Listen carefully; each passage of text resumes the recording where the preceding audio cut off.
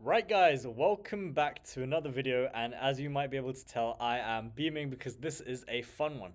Today I'm going to be ranking, as a tier list, the most profitable med spa treatments. Now, in this tier list, we're basically going to be going off three main factors: what is the demand for the treatment, how easy it is to sell, and how is the margin, right? So these are the kind of factors that I'm going to be weighing up as I'm ranking these treatments. So first and foremost, we have RF microneedling. Now, RF microneedling is a fantastic treatment. The treatment plans get very high. They could be like 2.5 grand. Also, they are in demand, and people kind of see the value of it, right? Because for skin tightening, it's great. You can get really nice tight skin, and for pigmentation, it's FDA approved. Like, there's a whole host of benefits, and it's pretty expensive, right? But there's high consumables. So if you're doing an intro offer, it's kind of hard to do, because if you're just paying like 200 bucks for a tip, you're not really going to be profitable on the front end, and then people start getting nervous because they bleed cash when they're advertising. So because of that, I'm going to put it in A tier. Next, we have polynucleotides, and I'm just going to bunch together other skin boosters.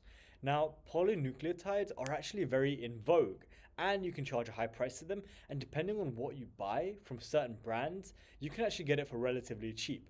So, in terms of what I'm going to put it in S tier, because it's easy to sell once someone's in front of you. It really solves a concern about under eyes. Like in London, I've seen clinics actually just get fully booked on just polynucleotides.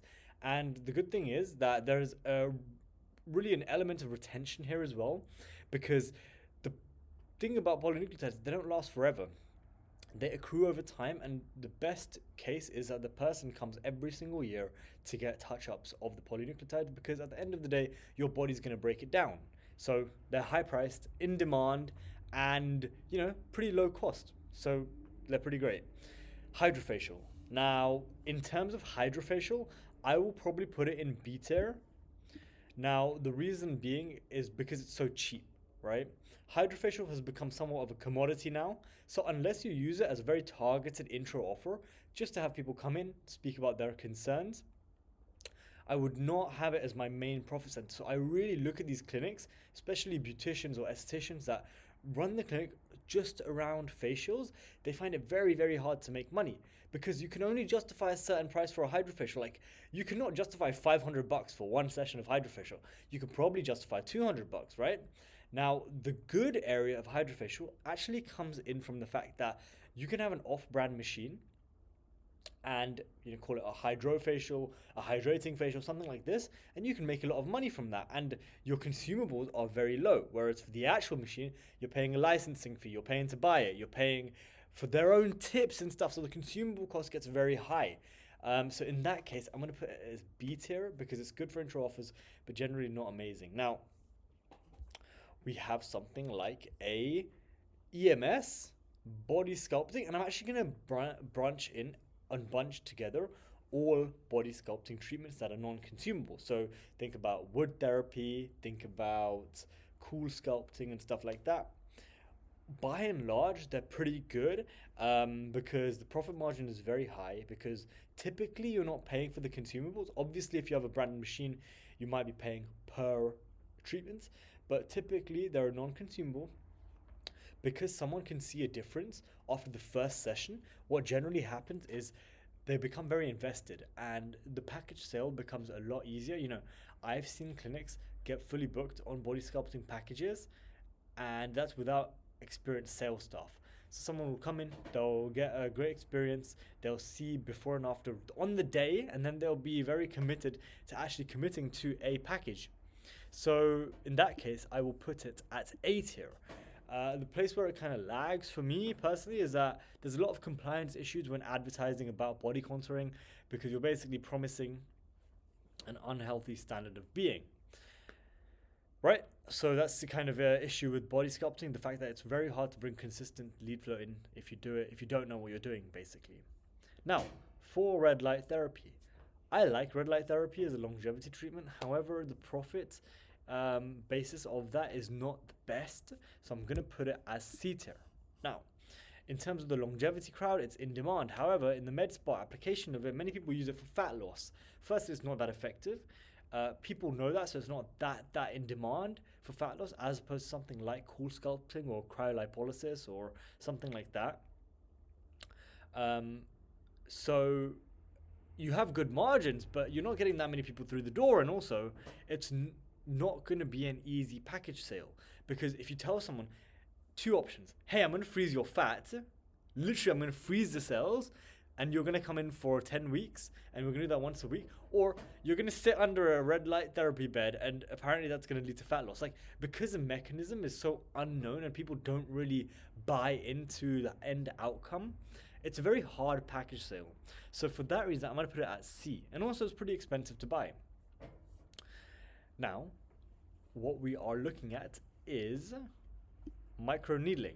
So microneedling is a S tier treatment. Now, the reason being, because you can charge a premium price, people know about microneedling, and you have insane margin. All you're really paying for is labor and the cost of the tip. Serums and stuff is negligible, and the tip is often like 20, $30 max. Like, that's like max.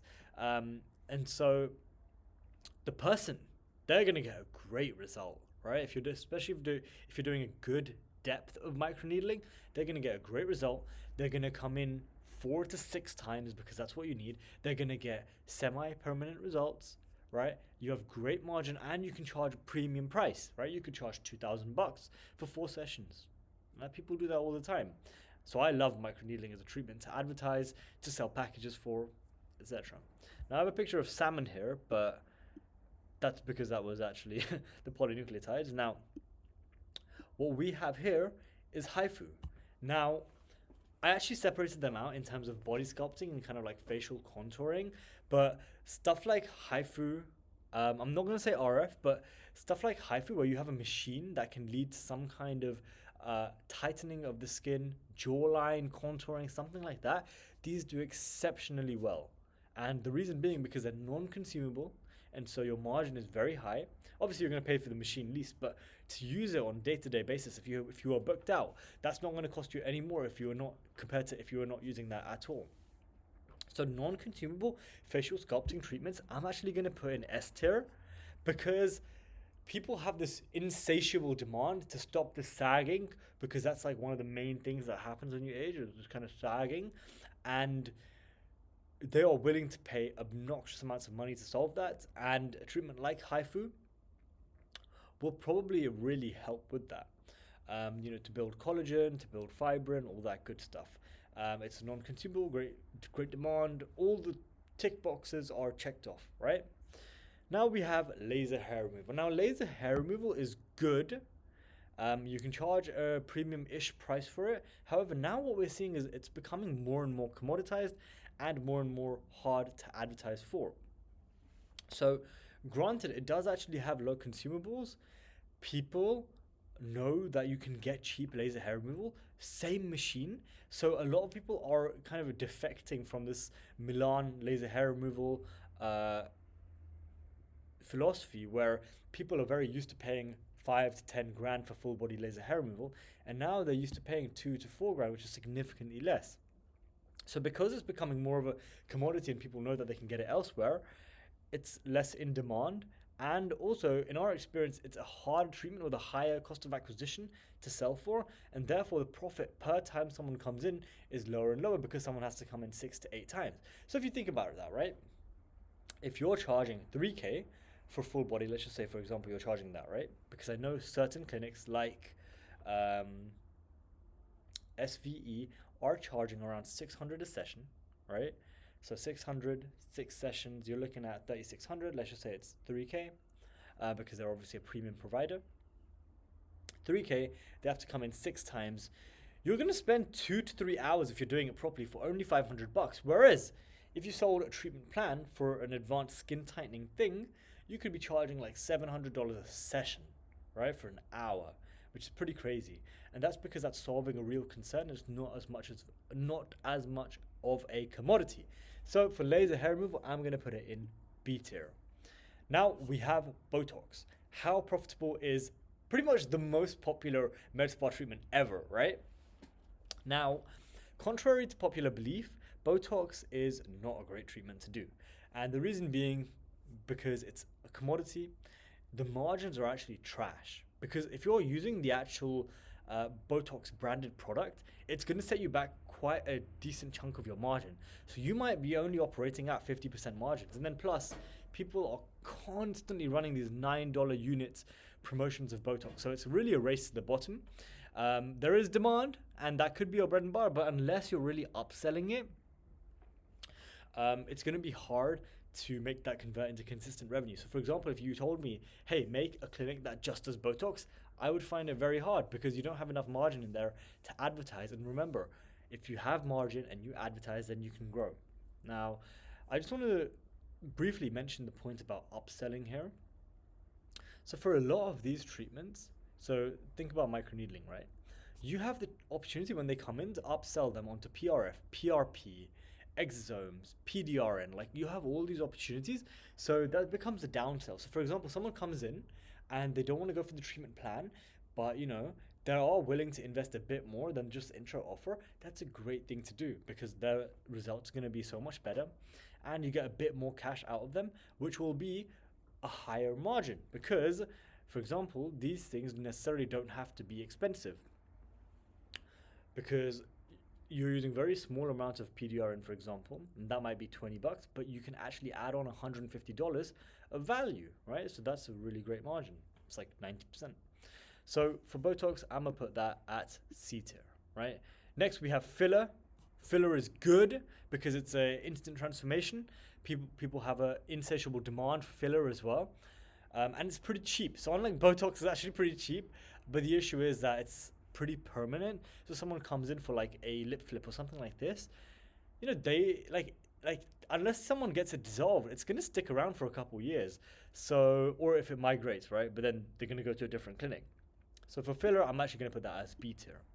And finally, we have chemical peels. Now, chemical peels are great as an addition to a treatment plan or package. However, as a standalone treatment, they really struggle because they're relatively inexpensive unless you have a specialist dermatology hyperpigmentation based peel like a Cosmelan or something like that. Like, at the end of the day, they're limited in season, right? You can't really do them in summer.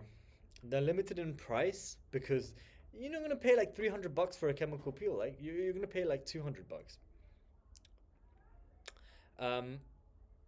And then yeah, like, it's relatively hard to get these people in, and you can't do it that many times in the year, right? You'll have a chemical peel once every quarter, maybe.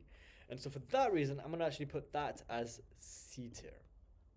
So that was my ranking in terms of what the best med spa treatments are in terms of the profits, looking at the demand that they have. So one thing that I really want to note here is that generally you should be going for non-consumable treatments and having consumable treatments as add-ons to that, because your profit margins will be insane. And as a general rule of thumb, you should be aiming for at least 80% gross margin of your treatments, and that's very, very easy to achieve in the med spa industry, especially if you're doing non-consumable treatments. And the reason being is because you just have so much margin baked in there to advertise, and every business that actually grows has a predictable stream of clients coming in, and that cannot come from referrals. It must come from advertising efforts, so paid ads or print ads or whatever you want to do, right? Google ads. But you need to invest like 20% of the actual value of the treatment into the ad. That's your cost of acquisition. So yeah, I hope you enjoyed that video, and see you later.